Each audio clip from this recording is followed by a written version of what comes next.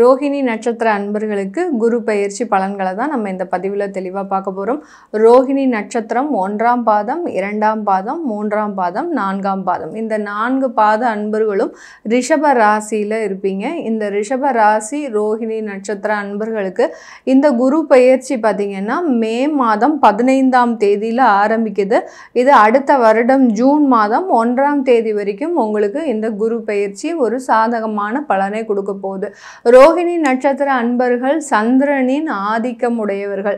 இந்த நட்சத்திரத்திற்கு அதிபதி சந்திரன். அதனால எப்போதுமே ஒரு தெளிவான ஒரு எண்ணத்தை உடையவர்கள். அதே சமயத்தில் ரொம்ப நேர்மையான ஒரு குணத்தை உடையவர்கள் தான் சொல்லணும் இந்த ரோஹிணி நட்சத்திர அன்பர்கள்.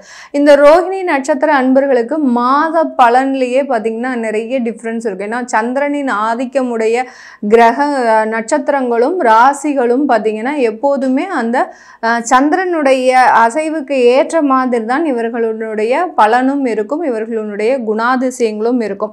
எல்லாரிடத்துலையும் ரொம்ப அன்பாக பேசுவாங்க. அதே சமயத்தில் விருந்தோம்பல்ன்றது இவங்களுக்கு ரொம்ப பிடிக்கும்.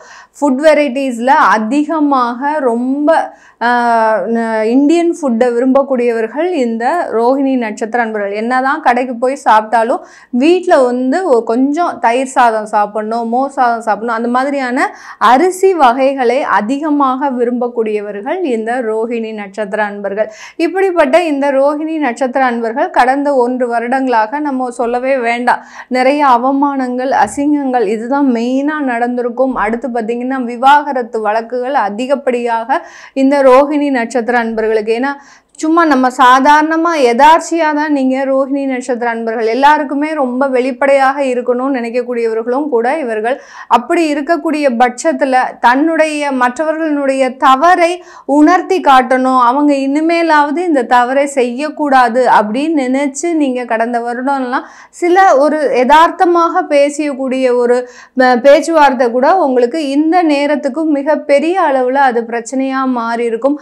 அதிலிருந்து எப்படி வெளிவர முடியாம தவிச்சிட்டு இருக்கிறீங்க அப்படின்றது உங்களுக்கு மட்டும்தான் தெரியும். அந்த அளவிற்கு சில யதார்த்தமான பேச்சுவார்த்தைகள் கூட கடுமையான அளவுக்கு பிரச்சனையை கொடுத்த காலம் இந்த கடந்த வருடம் இந்த ரோஹிணி நட்சத்திர அன்பர்களுக்கு. இப்படிப்பட்ட இந்த ரோஹிணி நட்சத்திர அன்பர்களுக்கு இந்த குரு பகவானின் பெயர்ச்சி 2ஆம் இடத்துல பெயர்ச்சி ஆகிறார். இது நல்ல ஒரு மாற்றத்தை கொடுக்க போது பிரிந்த குடும்பங்கள் ஒன்று சேர்வதற்குண்டான ஒரு நேரமாக இருக்கும். குரு பகவான் பார்த்தீங்கன்னா இந்த ரிஷபராசி அன்பர்களுக்கு அஷ்டமாதிபதி, அடுத்து லாபஸ்தானாதிபதியும். அஷ்டமாதிபதினு சொல்லும் போதே எல்லாருக்குமே தெரியும். எப்போதுமே இந்த ரிஷபராசி அன்பர்கள் அந்த ரோஹிணி நட்சத்திரத்தில் இருக்கிறவங்க கையில் காசு நிறைய வருங்க, ஆனால் அதை சேமிக்க வைக்கிறது உங்களால் முடியவே முடியாது. அந்த அளவிற்கு அந்த சேமிப்பு பழக்கம்ன்றது இந்த ரோஹிணி நட்சத்திர அன்பர்களிடம் கிடையவே கிடையாது. அப்படியே நாங்கள் ஏதோ கண்ட்ரோல் பண்ணி என்னுடைய மனைவி கிட்டேயோ என்னுடைய கணவர்கிட்டையோ இல்லை வேற குடும்பத்தில் யாருக்காவது இருக்கக்கூடிய நபர்கள்கிட்டையோ நாங்கள் கொடுத்து அதை வச்சா கூட எங்கேயாவது ஒரு இடத்துல அது காலியாக போயிடுது அப்படின்ற சொல்லக்கூடிய அளவிற்கு இவர்கள்கிட்ட அந்த பணமாகப்பட்டது தங்குவது மிகவும் அரிதாக இருக்கும். ஆனால் இன்வெஸ்ட்மெண்ட் ஏதாவது பண்ணணும் அப்படின்னு நினைச்சாங்கன்னா கண்டிப்பாக அதை ஒரு விடாமுயற்சியோட எந்த விதமான ஒரு பிரச்சனைகள் வந்தாலும் அதை ஒரு கடினமாக நினைக்காமல் உடனே அதை செய்து முடிப்பவர்களும் அந்த ரோஹிணி நட்சத்திர அன்பர்கள் தான். அந்த அளவிற்கு இந்த ரோஹிணி நட்சத்திர அன்பர்கள் தனக்குன்னு ஒரு வேலை வந்துருச்சு, தனக்குன்னு ஒரு இன்வெஸ்ட்மெண்ட் பண்ணணும் அப்படின்னு நினைக்கக்கூடிய இடத்துல அந்த வேலைகளை மிகவும் எவ்வளோ ஒரு கஷ்டமாக இருந்தாலும் அதை எளிதாக செய்து முடிப்பவர்கள். இவர்களுக்கு அந்த அஷ்டமாதிபதியாகப்பட்ட அந்த குரு பகவான் இது நாள் வரைக்கும் ஜென்ம குருவாக இருக்கும்போது இருக்கிற சேமித்து வைத்த நீங்களே எப்படியோ வாயை கட்டி வயிற்ற கட்டி சேமித்து வச்சிருக்கிறீங்க, அந்த சேமிப்பையும் கரைச்சிட்டு தேவையில்லாத பிரச்சனைகளையும் உருவாக்கிட்டு தான் போனாரே ஒழிய பெரிய அளவுக்கு உங்களுக்கு சாதகமான பலனை கொடுக்கல. எல்லாருமே கேட்கலாம், மேடம் குருன்றவர் ஒரு சுப கிரகம் தானே, அது ஏன் எங்களுக்கு தேவையில்லாத ஒரு பிரச்சனையை கொடுத்துருச்சு அப்படின்னு கேட்கலாம். அவர்களுடைய இருக்கக்கூடிய அந்த தசாபுத்தி பலன்களை பொறுத்து தான் அந்த குரு பகவான் செயல்படுறார். அதனால தான் நம்ம ஒவ்வொரு பதிவிலையும் சொல்கிறோம், நீங்கள் உங்களுடைய தசாபுத்தி பலன்களை பார்த்துக்கோங்க அப்படின்னு சொல்கிறோம். இந்த 2ஆம் இடத்துல இருக்கக்கூடிய குருவாகப்பட்டவர் குடும்பத்தில் இருக்கக்கூடிய பிரச்சனைகளை முழுமையாக தீர்த்து வைக்கக்கூடிய ஒரு கிரகமாக தான் செயல்பட போகுது இந்த ரோஹிணி நட்சத்திர அன்பர்களுக்கு இந்த காலகட்டத்தில். அதே சமயத்தில் அந்த குருவினுடைய பார்வை முக்கியமாக செயல்படும். அந்த குருவினுடைய பார்வையாகப்பட்டது துலாம் ராசியில் விழுது.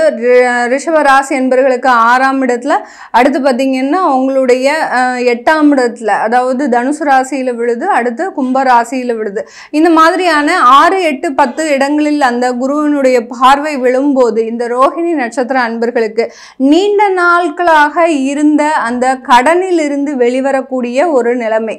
அந்த 6ன்றது பார்த்தீங்கன்னா ருணரோக சத்ருஸ்தானம், அது 2ஆம் இடத்துல தனஸ்தானத்துல இருந்து அந்த குரு பகவான் பார்க்கறதுனால இந்த காலகட்டம் ரோஹிணி நட்சத்திர அன்பர்களுக்கு கடனில் இருந்து கொஞ்சம், அதாவது 25% அளவு விடுதலை பெறுவதற்குண்டான ஒரு அமைப்புகள் கூடி வரக்கூடிய ஒரு நேரமாக இருக்கும். இதுக்கு உங்களுடைய தசாபுத்தி ஒரு முக்கியமான ஒரு மாற்றத்தை கொடுக்கும் இந்த ரோஹிணி நட்சத்திர அன்பர்களுக்கு.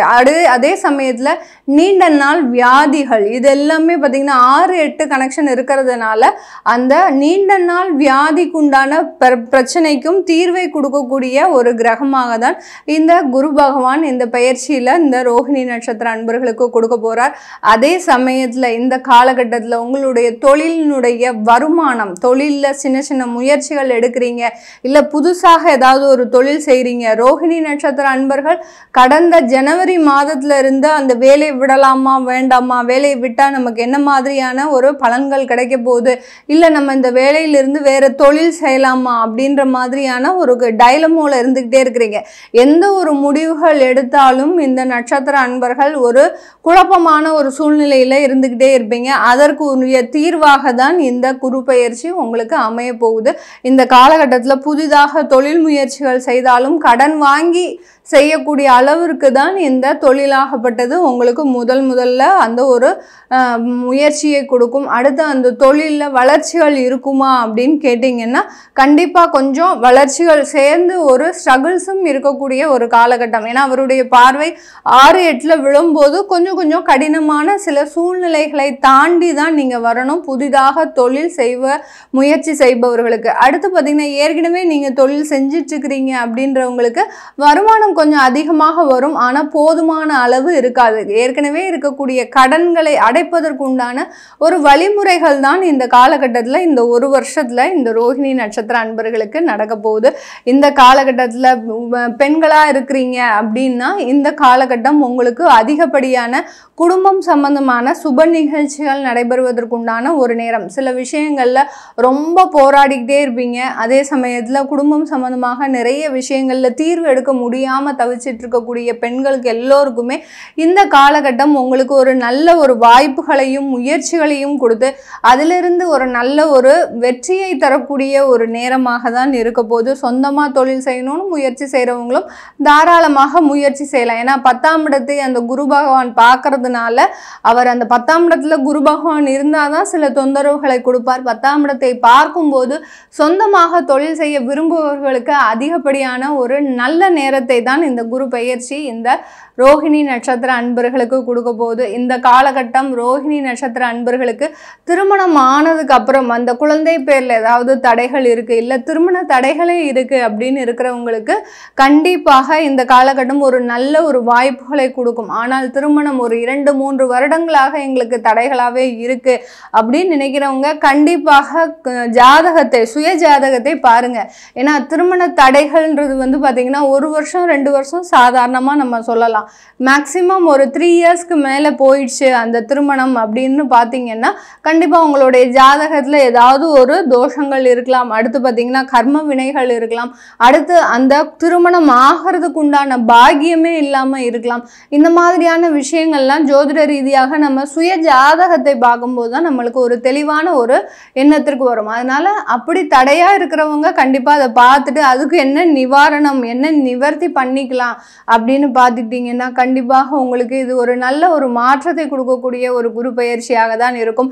வெளிநாட்டில் இருக்கக்கூடிய ரோஹிணி நட்சத்திர அன்பர்களுக்கு நிறைய பேர் பார்த்தீங்கன்னா ஒரு இடத்துல இருந்து வேலை செய்ய முடியாமல் அங்கங்கே ஒரு போய்கிட்டே இருக்கக்கூடிய ஒரு காலங்கள் நிறைய இருந்துக்கிட்டே இருக்குது இந்த ரோஹிணி நட்சத்திர அன்பர்களுக்கு.